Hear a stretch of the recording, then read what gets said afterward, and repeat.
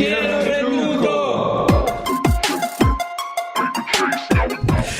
Bueno, veníamos recién de escuchar uno de los temas que nos preparó Javier Iglesias hoy, que ha sido el musicalizador, el pibe de los astilleros de Patricio Rey y los Redonditos de Ricota. Cuando arrancamos el programa, entre tantos temas que nos preocupaban y que además no solamente nos asombraban, sino que nos indignaban, tenía que ver no solamente con la cuestión salarial, sino también con la cuestión relacionada directamente con las condiciones de trabajo y la precarización laboral a la que son sometidos decenas, miles, cientos de miles de trabajadores en nuestro país. Y esto está causando estragos concretamente, muertes de trabajadores y de trabajadoras. Hace escasas horas nos enteramos a través de los compañeros del Sindicato de Luz y Fuerza de Mar del Plata respecto al fallecimiento de un compañero electrocutado por trabajar en condiciones absolutamente inaceptables de trabajo. Hace un tiempo también, por supuesto unas semanas, hablábamos del fallecimiento luego de la explosión del sistema de calefacción, el fallecimiento de la vicedirectora y el auxiliar de la escuelita, creo que número 82 era el nombre, el número de Moreno, aquí en el oeste del Gran Buenos Aires. Y hace un tiempo algo había sucedido, ni más ni menos que el fallecimiento de un trabajador aplastado por la estructura de un colectivo en la línea 60, que motivó una protesta enorme de los compañeros, justa por cierto, y luego una insólita reacción de la empresa tratando de judicializar a los compañeros que encabezaron esa protesta. A partir de todo esto nos hemos enterado que se vienen organizando compañeros, familiares de víctimas y demás en un espacio llamado Basta de Asesinatos Laborales, y en tal sentido nos hemos comunicado con Santiago Menconi, que además de trabajar en la línea 60 es un compañero que cubre en un medio de comunicación hermano que se llama Red, cubre la parte de sindicales, así que nos pareció interesante contactarnos con Santiago para que nos comentara un poco qué es esto de Basta de Asesinatos Laborales, cómo lo están laburando y qué expectativas tienen de tratar de incidir un poco en esta realidad trágica donde a diario nos enteramos de una noticia de esta. Santiago, buenas tardes, José Rey te habla, ¿cómo estás? Buenas tardes, José, ¿cómo están ustedes? Bien, ¿cómo andás vos? Bueno, contanos un poquito, hablábamos del tema de este marco de organización que se están dando llamado Basta de Asesinatos Laborales. Contanos de qué se trata y cómo surge esta idea. Sí, como bien dijiste hace un ratito, el espacio surge el 9 de septiembre del 2016. Uh-huh. Ese día se le desploma un colectivo sostenido por un elevador a mi compañero David Ramallo. Nosotros veníamos denunciando que la máquina no contaba con las condiciones mínimas de seguridad e higiene. Uh-huh. El encargado nos trataba de vagos. Ese día David se metió y se le desplomó el colectivo. Pero no fue el único. Ese mismo día, solamente en la ciudad de Buenos Aires, fallecieron otros 2 trabajadores.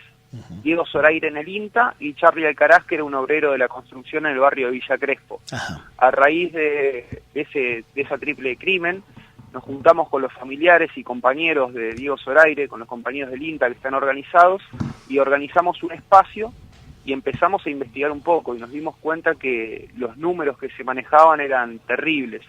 Con el tiempo fuimos nutriendo ese espacio, son 459 trabajadores por año, más o menos es uno cada 20 horas, que fallecen en su puesto laboral, solamente de los que están en blanco. Tenemos entendido que esa cifra, si se cuentan los que están en negro, como mínimo se duplicaría. Ajá, así claro. Que a partir de estos hechos comenzamos la agrupación, la organización del espacio, que nos trazamos dos ejes claros. Por un lado, pedir justicia por nuestros compañeros, y por el otro, formarnos exigiendo seguridad e higiene para no tener que lamentar más muertes obreras. Santiago, ¿cómo anda? Jerónimo habla. Jerónimo, ¿cómo estás? Bien, te quería hacer una consulta. ¿Lo tienen un poco, han hecho como alguna suerte de clasificación en cuanto a los rubros donde más personas tienen accidentes, tanto porque también dentro de los accidentes hay que contar por un lado de los fallecimientos, que sería lo más grave, Y después accidentes donde una persona puede quedar con algún tipo de discapacidad, ¿no? Sí, es un tema, muchos que quedan en condiciones que no pueden seguir trabajando, Claro. y encima son despedidos por el 242. Yo te Claro. contraté para que piques, no podés picar, te echo. De hecho. Media indemnización y quedan despedidos. Y sí hemos hecho un relevamiento porque hasta hace un tiempo la Superintendencia de Riesgo de Trabajo nos proveía los datos, pero ya no lo hace. Así que ese relevamiento que hacemos es prácticamente manual y nos damos cuenta que en la UOCRA, o sea, en la construcción, en los peones de campo y en los empleados municipales son donde más crímenes laborales hay. El ejemplo más claro es el de Corralón de Avellaneda, donde fallecieron tres trabajadores en los últimos años. Claro. Santiago, nuevamente José, sabemos que hoy la situación laboral está cada vez más complicada y hay una cantidad, y se da una contradicción tremenda que tiene que ver con que una cantidad enorme de compañeros, con tal de conservar el laburo, digamos, aceptan las imposiciones de jefes y dueños de empresas inescrupulosos que los obligan a trabajar en estas condiciones. A partir de tu laburo, no solamente digamos de tu función laboral en la 60, sino también como parte de un espacio sindical, estás viendo que los sindicatos, independientemente de las conducciones o dónde están enrolados, si en alguna de las CTA o en la CGT o en alguna de las corrientes internas, están tomando conciencia de este verdadero genocidio que se está dando, porque realmente nosotros estamos viendo programa tras programa, nos llegan información de un fallecido, 2 fallecidos, 10 heridos en un derrumbe, o un laburante que queda mutilado por una máquina que le chupa el brazo o le arranca una gamba. ¿Existe esta conciencia en las conducciones sindicales? ¿Están desde Basta Asesinatos Laborales pudiendo hablar esto con los dirigentes? Sí, mira, hay varias verdades en lo que acabas de decir. Por un lado, cada vez es peor las condiciones a las que son sometidos los trabajadores por el ajuste mismo. Uh-huh. O sea, las patronales lo primero en lo que no invierten es en seguridad e higiene para los trabajadores. Y por el otro lado, estamos en conocimiento de muy pocos sindicatos que se están poniendo a la cabeza con esto. Ajá. El mejor ejemplo creo que es el del Sindicato Único del Neumático, que es participante del espacio. Ajá. Tienen una comisión de seguridad e higiene bastante buena, y se movilizan por eso, se movilizan por condiciones de salud e higiene que, o sea, en la paritaria no es solamente discutir salario, en la paritaria se discuten condiciones laborales y son muy pocos. Uh-huh. Nombré el neumático, puedo nombrar también aceiteros que tienen una comisión de seguridad e higiene muy buena, pero son muy pocos los que se preocupan por esto, ni hablar de la UOCRA, ¿no? Uh-huh. El sindicato de la construcción ni el de peones de campo, que ya sabemos la tradición sindical que tienen y que lo que menos le importa es la vida de los trabajadores. Santiago, buenas tardes. Te habla Ramiro. ¿Qué tal, Ramiro? Te quería hacer una preguntita. ¿Cómo sienten ustedes en el campo de los trabajadores que sufren estas cuestiones de la pérdida de la vida o accidentes invalidantes, la modificación de la ley de riesgos del trabajo? ¿Han notado que se les dificulta más el acceso a una reparación justa? ¿Cómo lo sí, perciben eso? Nosotros ya habíamos tenido problemas con la anterior modificación.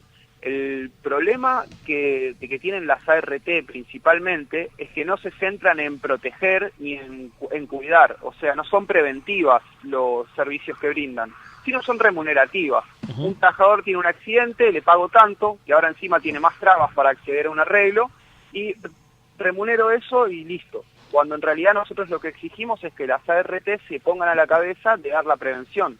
Por ejemplo, en el caso concreto de la línea 60, la ART tiene que tener un preventivo de riesgo de trabajo y garantizar que las condiciones estén dadas para que un trabajador pueda trabajar de manera segura.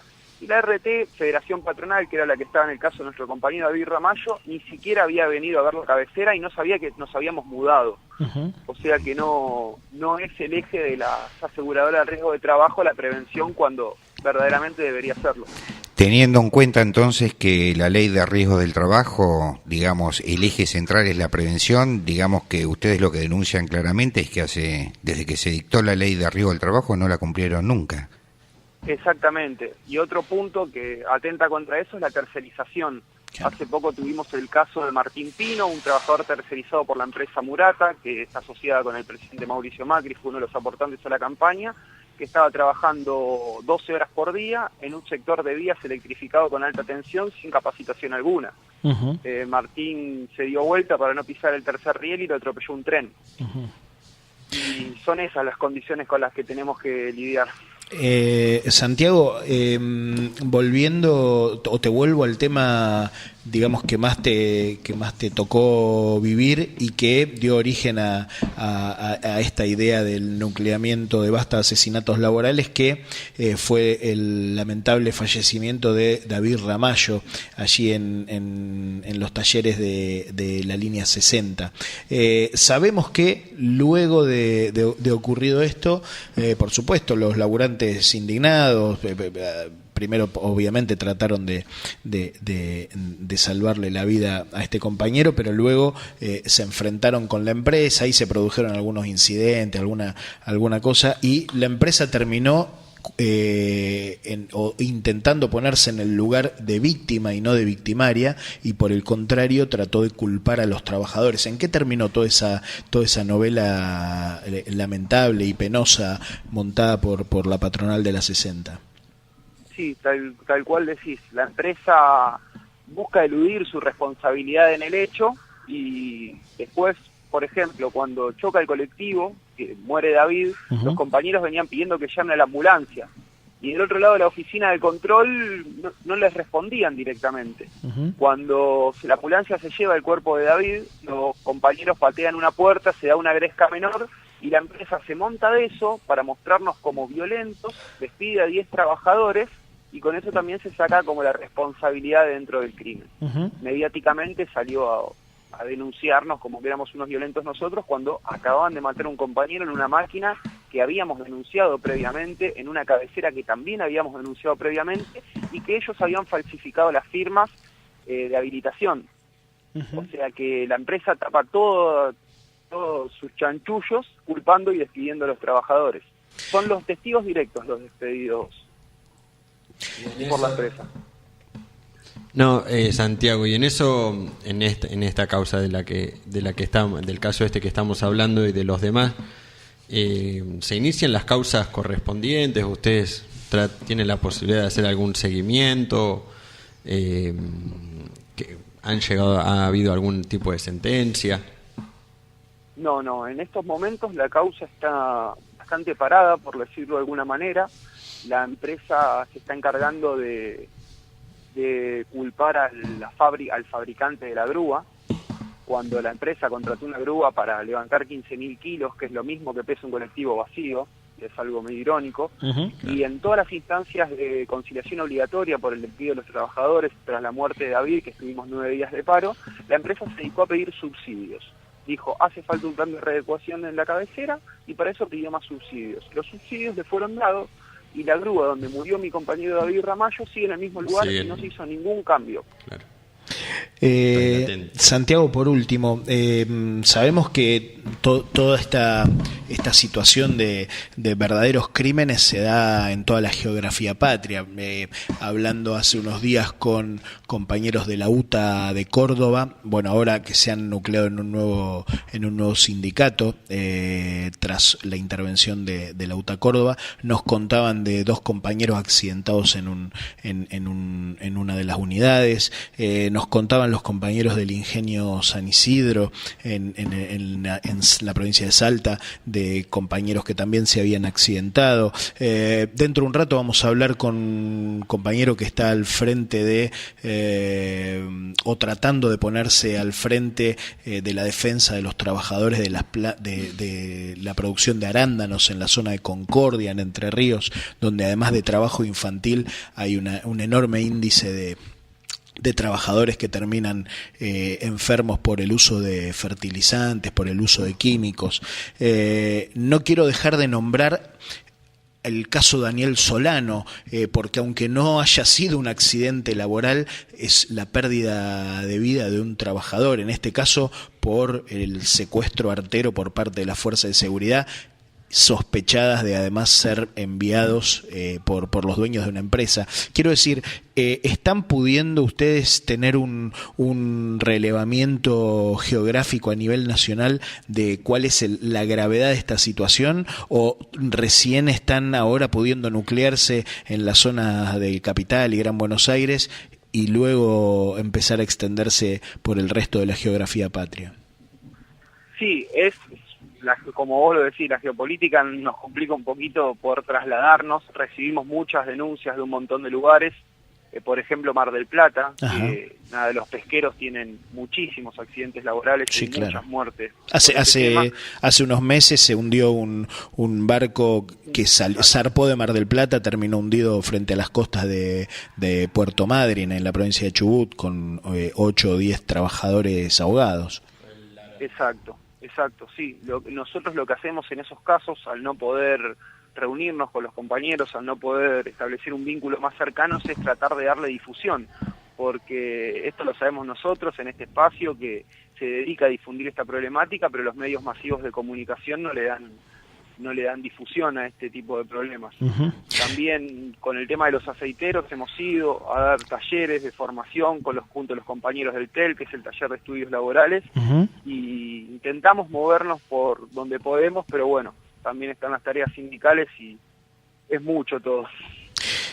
Santiago, por último, no sé si tienen alguna actividad o algún hecho en desarrollo o a llevarse a cabo en lo inmediato, o si tenés algo para que podamos difundir y que se acerque alguna persona, algún compañero que le pueda interesar, tanto para colaborar con esto o porque él o alguien de su familia ha sido víctima de alguna situación de inseguridad laboral.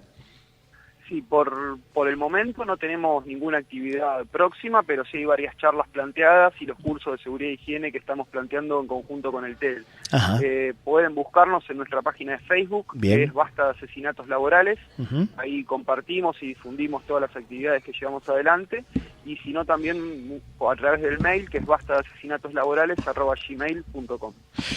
Santiago, te agradecemos muchísimo la comunicación. Nuestro humilde micrófono está a disposición de los compañeros de Basta Asesinatos Laborales. Ahora vamos a difundir la página también a través de nuestra página web y de nuestras redes sociales para poder comunicar mejor. Y bueno, lo que te decía, estamos a disposición de ustedes.